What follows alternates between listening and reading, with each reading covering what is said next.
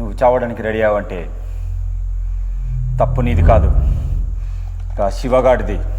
సచ్చేది నువ్వు కాదు, వాడు చావాలి. డాడీ, శివని ఏం చేయదు డాడీ. వాడు మంచోడు, గనికేం తెలియదు డాడీ. వదిలేయండి డాడీ, ప్లీజ్ డాడీ. నీకు రెండు ఆప్షన్లు ఇస్తున్నాను. వాడు ప్రాణాలతో ఉండాలా వద్దా? అంటే చంపేస్తారా? నీకు ఇంతసేపు సోది చెప్పిన అనుకోవద్దు. నువ్వు వాడిని మర్చిపోతే ప్రాణాలతోనే ఉంటాడు. అంటే డాడీ, ఇక మల్లేష్గా చంపిన కేసులో జైల్లో పెట్టచ్చు, కానీ నేను ఆ పని చేయను. నక్సలైట్ ఇన్ఫర్మేషన్ షూట్ చేసి పడేస్తాను నా కొడుకుని. శవం కూడా దొరకనివ్వను, కానీ మర్చిపో.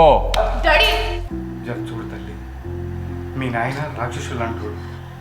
గాయ మాట వెనకపోతే ఏం చేయనికైనా వెనకాడు. శివని చంపేస్తారా అంకుల్? గాడు ప్రాణాలతో ఉండాలంటే నీకు ఇష్టం లేదని ఒక్క మాట చెప్పు తల్లి, గాడు బతికిపోతాడు.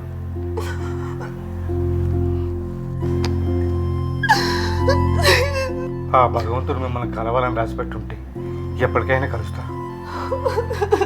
ఎందుకు చెప్తున్నానో అర్థం చేసుకోతాను.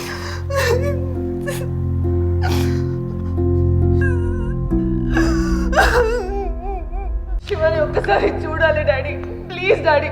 చూపించండి డాడీ, ప్లీజ్ డాడీ. ఒక్కసారి శివని చూడాలి డాడీ, చూపించండి డాడీ, ప్లీజ్ డాడీ. ఇవన్నీ తీసుకురండి.